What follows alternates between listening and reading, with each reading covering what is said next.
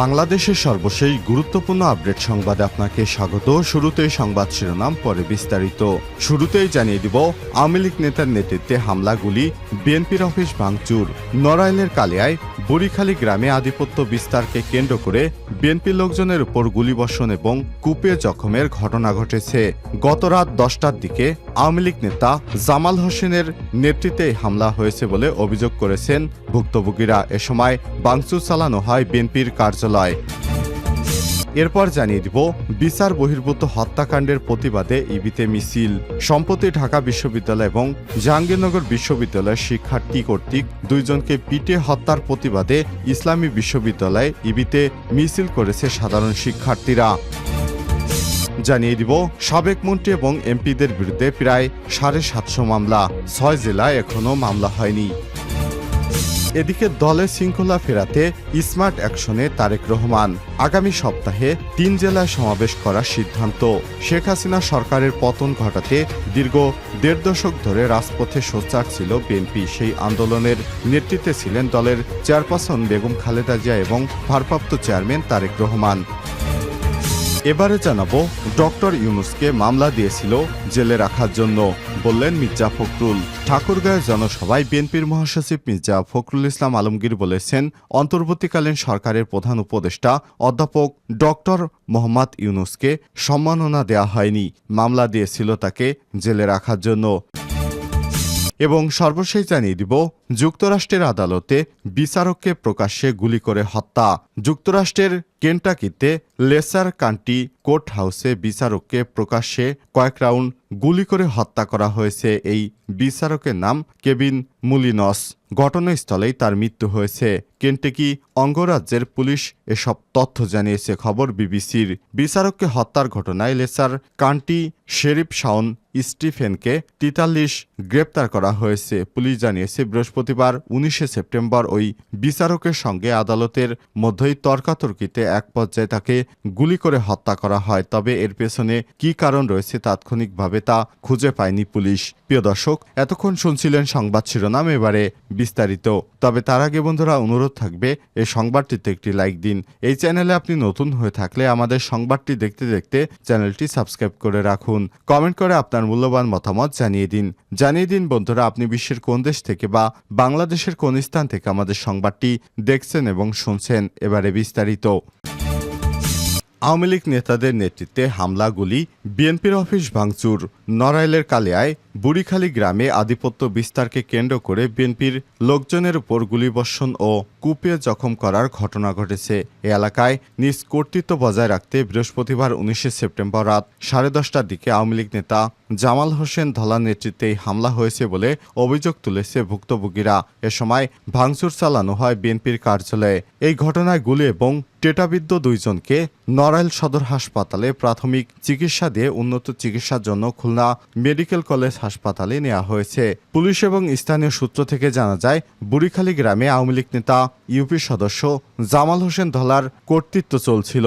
আধিপত্য বিস্তারে সম্প্রতি গ্রামের মাকসুদ শেখের নেতৃত্বে বিএনপির লোকজন সংগঠিত হয়। এতে উভয় পক্ষের বিরোধ শুরু হয়। চলমান বিরোধের এক পর্যায়ে বৃহস্পতিবার গ্রামে বিএনপির একটি অফিস উদ্বোধন করা হলে দুই পক্ষের মধ্যে উত্তেজনা বেড়ে যায়। পরে রাতে বুড়িখালী 3 রাস্তার মোড়ে ধলার নেতৃত্বে আগ্নেয়াস্ত্র এবং দেশীয় অস্ত্র দিয়ে হামলা হয়। এতে আমিনুর গাজী নামে একজনের শরীরের বিভিন্ন স্থানে গুলিবিদ্ধ হয় এবং হাতে টেটাবিদ্ধ হয় হেকমত গাজী নামে আরেকজনের। এ সময় আহতদের উদ্ধার করে নড়াইল সদর হাসপাতালে নিয়ে গেলে উন্নত চিকিৎসার জন্য খুলনা মেডিকেল কলেজ হাসপাতালে রেফার করা হয়েছে।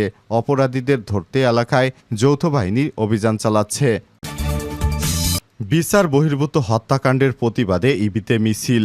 সম্প্রতি ঢাকা বিশ্ববিদ্যালয় ও জাহাঙ্গীরনগর বিশ্ববিদ্যালয়ে শিক্ষার্থী কর্তৃক দুইজনকে পিটিয়ে হত্যার প্রতিবাদে ইসলামী বিশ্ববিদ্যালয় ইবিতে মিছিল করেছে সাধারণ শিক্ষার্থীরা। বৃহস্পতিবার 19 সেপ্টেম্বর রাত 9:30টার দিকে ইসলামী বিশ্ববিদ্যালয় ক্যাম্পাসে এই মিছিল শুরু হয়। ক্যাম্পাসে জিয়ামোড় থেকে মিছিল শুরু করে শিক্ষার্থীরা ক্যাম্পাসের বিভিন্ন সড়ক প্রদক্ষিণ করে বটতলা সংলগ্ন এলাকায় গিয়ে মিছিলটি শেষ হয়। পরে সেখানে সংক্ষিপ্ত সমাবেশ করেন তারা। সমাবেশে শিক্ষার্থীরা বলেন, ঢাবিতে তোফাজ্জেল নামের একজন ভারসাম্যহীন যুবককে পিটে হত্যা করার পূর্বে তাকে ঠান্ডা মাথায় খাওয়ানো হয়। এই ঘটনা যারা ঘটিয়েছে তারা মধ্যযুগীয় নৃশংসতাকেও হার মানিয়েছে। আমরা এই ঘটনার তীব্র নিন্দা এবং প্রতিবাদ জানাচ্ছি। এই ঘটনায় জড়িতরা যদি সামান্যজ্ঞ হয়, এমনকি প্রধান উপদেষ্টা হয়, তবুও তাদের দ্রুত সময়ের মধ্যে শাস্তির আওতায় আনতে হবে। শিক্ষার্থীরা আরও বলেন, মব জাস্টিসের নামে যারা দেশের বিভিন্ন জায়গায় হত্যাকাণ্ড চালাচ্ছে তাদেরকে নৈরাজ্যকর পরিস্থিতির দিকে ঠেলে দেওয়ার অপরাধে ছাত্র জনতা আবারও রুখে দাঁড়াবে। আমরা অন্তর্বর্তীকালীন সরকারের নিকট এসব ঘটনা থামানোর দৃঢ় আহ্বান জানাচ্ছি। সাবেক মন্ত্রী এবং এমপিদের বিরুদ্ধে 750 মামলা। ছাত্র জনতার অভ্যুত্থানে শেখ হাসিনা সরকারের পতনের পর এখন বিচারের মুখোমুখি হতে যাচ্ছেন ক্ষমতাচ্যুত মন্ত্রী, সংসদ সদস্য, আওয়ামী লীগের বিভিন্ন পর্যায়ের নেতাকর্মীরা। সুনির্দিষ্ট নানা অভিযোগে এরই মধ্যে সারা দেশে 741টি মামলা করা হয়েছে। এসব মামলায় আসামির তালিকায় আওয়ামী লীগ সভাপতি, পদচ্যুত প্রধানমন্ত্রী শেখ হাসিনা, দলের সাধারণ সম্পাদক ওবায়দুল কাদের সহ বিদায়ী মন্ত্রিপরিষদের প্রায় সব সদস্যই রয়েছে। ঢাকা বিশ্ববিদ্যালয় এবং ঢাকার বাইরে বিভিন্ন মামলায় আসামি রয়েছে সংসদে আওয়ামী লীগের 14 দলীয় জোটের সাবেক সংসদ সদস্য, এমপি। তবে চেয়ারম্যান জিএম কাদের এবং মাসুদ উদ্দিন চৌধুরী ছাড়া এখনও আসামির তালিকার বাইরে আছেন জাতীয় পার্টি এবং এর অন্যান্য এমপিরা। বিভিন্ন মামলায় সাবেক মন্ত্রী, এমপি, আওয়ামী লীগ এবং এর অঙ্গ সহযোগী সংগঠনের গুরুত্বপূর্ণ নেতা, শীর্ষস্থানীয় পেশাজীবীদের নাম উল্লেখ ছাড়াও বিপুল সংখ্যক নেতাকর্মীকে অজ্ঞাত আসামি করা হয়েছে। ছাত্র আন্দোলনে হামলাগুলি এবং নৃশংস হত্যাকাণ্ড কিংবা হত্যাকাণ্ডের অভিযোগ ছাড়াও অনেকের নামে হত্যাচেষ্টা, অর্থ পাচার, অবৈধ সম্পদ অর্জন এবং বিস্ফোরক আইনে মামলা দায়ের করা হয়েছে। খোঁজ নিয়ে জানা গেছে, বিগত 3টি সরকারের মন্ত্রী এবং আওয়ামী লীগের এমপিদের বিরুদ্ধে কমপক্ষে 741টি মামলা দায়ের করা হয়েছে। এদের মধ্যে রাজধানীতেই মামলা হয়েছে 227টির অধিক, বাকি 514টি মামলা হয়েছে অন্যান্য জেলাগুলোতে। এসব মামলার ভিতরে শেখ হাসিনার নামেই 227টির অধিক মামলা দায়ের করা হয়েছে। দলের শৃঙ্খলা রোধে স্মার্ট অ্যাকশনে তারেক রহমান। শেখ হাসিনা সরকারের পতন ঘটাতে দীর্ঘ 1.5 দশক ধরে রাজপথে সোচ্চার ছিল বিএনপি।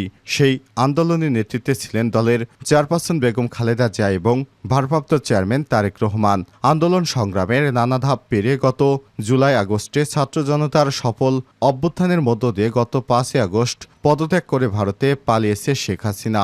আওয়ামী লীগ সহ অনেকের আশঙ্কা ছিল শেখ হাসিনার পদত্যাগের পর দেশে চরম নৈরাজ্যকর পরিস্থিতি সৃষ্টি হতে পারে। কেউ কেউ ধারণা করছিলেন চাঁদাবাজি, প্রতিশোধমূলক হিংস্রতায় মেতে উঠবে বিএনপির নেতাকর্মীরা। তবে হাইকমান্ডের কঠোর অবস্থানের কারণে ব্যাপক মাত্রায় বিশৃঙ্খলা পরিস্থিতি সৃষ্টি হয়নি। তারপরেও বিএনপি এবং এর অঙ্গ সহযোগী সংগঠনের নাম ভাঙিয়ে কেউ কেউ নেতিবাচক কর্মকাণ্ডে জড়িয়েছে। তবে যার বা যাদের বিরুদ্ধে শৃঙ্খলা বা দখলদারিত্ব জড়িত থাকার ন্যূনতম সম্পৃক্ততা রয়েছে তাদের ব্যাপারে তাৎক্ষণিক শাস্তিমূলক কঠোর ব্যবস্থা নিয়েছে দলের ভারপ্রাপ্ত চেয়ারম্যান তারেক রহমান। এরই মধ্যে 2 শতাধিক নেতাকর্মীকে বহিষ্কার করা হয়েছে। দুষ্কৃতকারীদের আইনের হাতে সোপর্দ করার আহ্বান জানিয়েছে অঘোষিতভাবে সারা দেশে দলের ভেতরে শুদ্ধ অভিযান শুরু করেছেন তারেক রহমান। প্রতিদিনই বক্তব্য, নতুনত্ব, একের পর এক বাস্তবমুখী সাংগঠনিক সিদ্ধান্ত নিচ্ছেন তিনি। আগামী 3 জেলায় সমাবেশে বক্তব্য দেবেন তারেক রহমান। তার সব পদক্ষেপ অন্তর্বর্তীকালীন সরকারের জন্য সহায়ক হবে বলে দলটির নেতাকর্মীরা মনে করছেন। বিশ্লেষকেরা বলছেন, দীর্ঘ 17 বছর ধরে নির্যাতন, নিপীড়নের শিকার বিএনপির নেতাকর্মীদের মধ্যে আওয়ামী লীগের বিরুদ্ধে চরম ক্ষোভ বিরাজ করছিল। শেখ হাসিনার পতনের পর তাদের সেই ক্ষোভের চরম বহিঃপ্রকাশ ঘটতে পারত, কিন্তু তারেক রহমানের কঠোর নির্দেশনা, দূরদর্শী নেতৃত্ব এবং প্রতিহিংসার পরিবর্তে সহনশীল রাজনীতির কারণে বিএনপির সর্বস্তরের নেতাকর্মীরা ধৈর্য ধারণ করেন। একই সঙ্গে দেশজুড়ে শান্তি শৃঙ্খলা বজায় রাখতে বিভিন্ন কর্মকাণ্ড পরিচালনা করেন। বিশেষ করে খালেদা জিয়া ও তারেক রহমানের নির্দেশে আইন শৃঙ্খলা বাহিনী শূন্য দেশে পাড়া মহল্লায় পাহারা দিয়েছে বিএনপির নেতাকর্মীরা। তারেক রহমানের সেই ভূমিকা সাধারণ মানুষের মধ্যে প্রশংসা কুড়িয়েছে। দলীয় নেতাকর্মীদের পাশাপাশি সাধারণ মানুষও তারেক রহমানের এসব পদক্ষেপকে স্মার্ট অ্যাকশন মনে করছেন। প্রতিটি অ্যাকশন যেন স্মার্ট ও সময় উপযোগী। এক কথায় বিএনপিকে তিনি গণমানুষের দলে পরিণত করেছেন। তার বিভিন্ন সিদ্ধান্তকে স্বাগত জানিয়ে অনেকেই সামাজিক যোগাযোগ মাধ্যম ফেসবুকে বিভিন্ন মন্তব্য শেয়ার করেছেন। বিএনপি নেতাকর্মীরা মনে করছেন তারেক রহমানের এসব পদক্ষেপ নেতৃত্বের দক্ষতা যেন তার পিতা শহীদ প্রেসিডেন্ট জিয়াউর রহমানেরই প্রতিচ্ছবি।